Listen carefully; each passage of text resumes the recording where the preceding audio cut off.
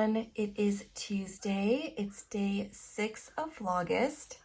Kind of feels like a Monday morning, but it doesn't. And I usually love Mondays. I love a fresh start to a brand new week.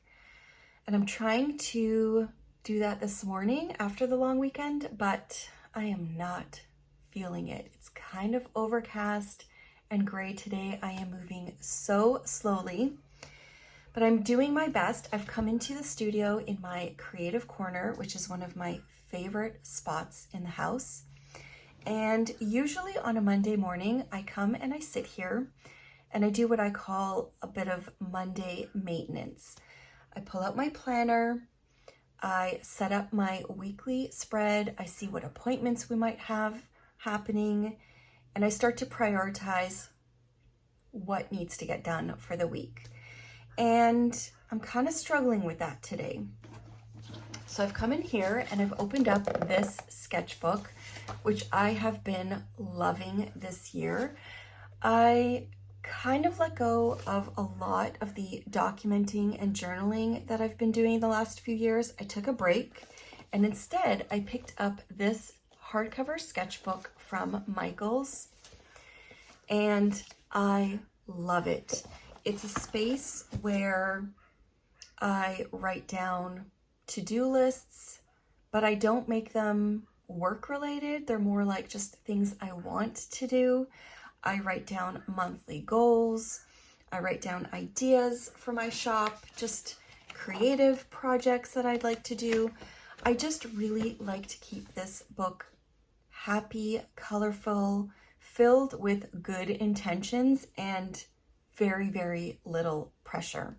I found myself this spring feeling quite drained and exhausted, and after doing a little bit of research, I found out that I was going through a period of burnout, and I'm still kind of recovering from it. And I've come to realize that so many people are going through this, and I don't know if it's a side effect of our culture at the moment, if it's just the lifestyle, I am not sure, but everyone is just overstimulated, overworked, and trying to push through. So I've been taking a lot of steps these last couple of months to have slower mornings, to take better care of myself, and putting a lot less pressure on myself, which feels really, really good. And in the past few months, while I've been going through that, I have discovered 2 amazing women that are also going through the same thing and documenting it in videos on YouTube, and I wanted to share them with you. The first one is a fellow knitter and friend, and I adore her. Her name is Andrea, and she's also a chef, which I love. She's created a new YouTube channel called Journals for Breakfast with the number 4 for 4. And she's been using journals to kind of go through her experience with burnout. And I find them so comforting, so inspiring. I wanted to share them with you. And another person that I found on YouTube is Jodie Melissa Rogers. I believe she's in England. And she also went through a period of burnout, and she's in a recovery phase of it where she's slowed down her life. She's documenting just the everyday joys of life instead, and it's really peaceful and calming, and I enjoy them both very, very much. So whenever I'm feeling a little overwhelmed, overworked, I throw on one of their videos and it's become quite soothing. So I wanted to share both of those people with you because I love them. I'm going to share a little flip through of this. I don't even know what I call this book, but it's like my happy place book. And I've just been sitting here trying to figure out what's coming up for the week. I also just printed a new pattern that Jackie Rose just released. It's her birthday today too, so happy birthday, Jackie. She has released Shrug Season, and I am so excited about this. I know she's been releasing little sneak peeks of it for days or weeks even. And I've been looking forward to this so very much. Shrugs are something that I really, really love. And the way that she's put together this pattern, or kind of like series of recipes for the pattern, really excites me because it's an amazing way to use existing yarn. And this past year, I have been kind of cleaning up in my studio, and I've discovered I have a lot of beautiful advent calendars that so many talented hand dyers have shared with me. Some minis I've purchased on my own, but a lot have been very generously given to me for Vlogmas to share with you guys. And I don't always go back and use them. And I obviously cannot use all of them during December. I am not a very fast knitter. I don't knit a ton of projects, but I love them all so much. I would really love to use them in more projects. So blankets are kind of something that I toy around with here and there, but I'm also not a huge blanket knitter. And Jackie has a recipe in here to use Advent minis with the Shrug. And actually I've got it up on my iPad. You can just see how beautiful the cover, looks. I mean, look at all of the ideas that she gives for Shrugs. So I'm super excited about this. I think in the next week or two, I'm going to sit down and pull out a whole bunch of minis or other options for starting a new Shrug this September. I feel like this is going to be my September cast on. I really like to cast on a special project for my birthday in September, and I think this is going to be the one. So in here, she has options for an Advent Shrug, one called the Bistro Shrug, the Blodell Shrug. So beautiful. You can see some of them here. Oh my gosh. The Friday Shrug, the Shimmer Pears, a variation on the Shimmer Shrug, Vivian Shrug. Oh my gosh, there's so many. There's something about this Advent Shrug that is calling to me. So I think that is going to be one of my creative projects to kind of set up this month. I might not start it until September. We will see, but I do love a good Shrug. I think it's the most beautiful accessory to an outfit. And Jackie also gives really amazing style inspiration. So if you go to her Instagram, she has so many beautiful reels, little videos of outfits and different versions of the Shrug. I would highly recommend checking this out. I'm excited about it.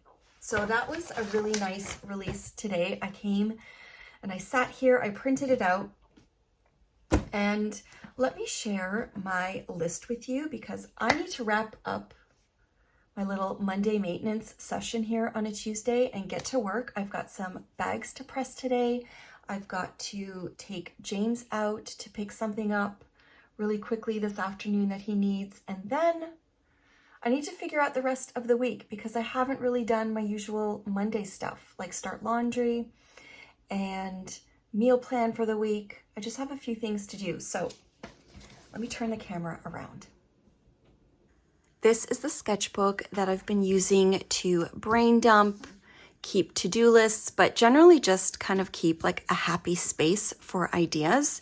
It's hardcover from Michaels, and I've clipped together some sections that are a little bit private. I just flipped through quickly and I had some notes for family stuff and some work stuff that I need to keep hidden. In January, I just did a spread highlighting some areas and goals that I wanted to set in each of those areas. My one little word for 2024 was, or is, ease. And I didn't realize at the time how important that word would be. I've been spending a lot of time this year trying to create more ease and calm in my days, which is kind of funny. So here I just had some ideas for Knit City, and this whole section, it's quite a bit, is just filled with notes for my shop and work related stuff. So I had some product ideas, new things I wanted to sketch out and think about, just a lot of work brain dumping in that section.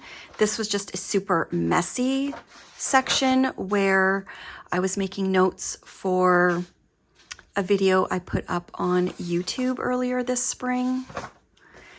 But this is kind of how I started to use this book for the most part.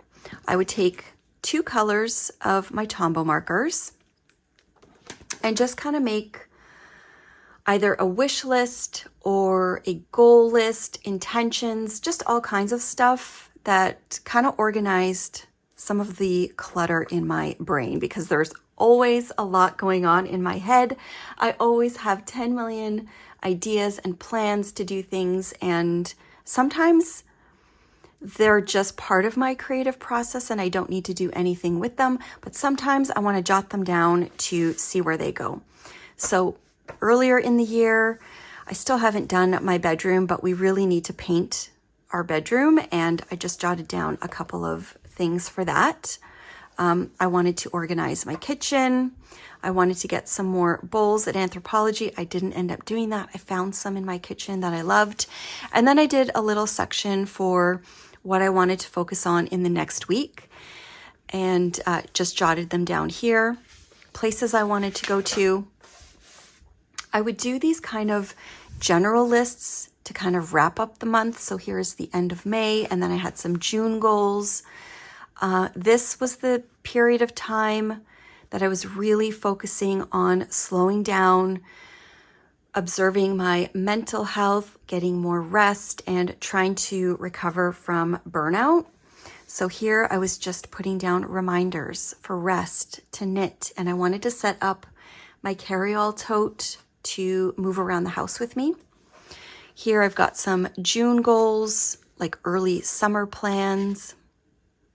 You can see I keep repeating this bedroom paint. It's still on my list. This was another one. Later in the month, I had specific work goals. I had mid-June goals, and then I had some personal stuff. I had a wish list of things that I needed to get either for the house or that I wanted for myself, some creative stuff. Here I have some more personal stuff. I had some ideas for Vlogust, and this is the list I just did this morning. I want to go through and make some work goals that I need to focus on for the end of the summer and the beginning of September. I've got a lot to do for Cake Palooza. That's been kind of weighing on me. So I need to jot those down. And I just put down some of my August goals and then things that are possibilities to do with the family before James starts school again. So that's kind of it. And I've been really liking this. If I have anything, like any fabrics I find, I'll put photos of them in here. I've got additional notes for Cake Palooza in here. I've printed off things from the internet that I want to kind of keep in mind, and I put them in here. So it's just kind of a catch-all for intentions and goals, and I've been loving it. So I really wanted to share that because it's sort of where I've put my energy in instead of a lot of the journaling that I used to do. And I would like to get back into my gratitude journal and some documenting in my Hobonichi, but for the most part, I've just been doing like my weekly spread in my Hobonichi. I've been using this to kind of dump, and once in a while, I'll use the daily pages in my Hobonichi to kind of stick in some stickers or little bits of ephemera from packages I've received or from things I've gotten in the mail from friends, things like that. But I've kept it super simple. I've dialed back a lot this year, and I feel like it's kind of a bit of a way to kind of like cleanse the palette and start fresh again. This is just kind of like a bit of, I think, self-discovery. It's just been a year where I've been trying to move more. I go on the treadmill. I really want to incorporate some strength training into my routines. My friend Eric is kind of helping me along with that because he's a personal trainer. And I've been just trying to focus on health and wellness this year. And this book has been a great place to kind of have like a creative dumping ground, and it really helps me sort through my thoughts.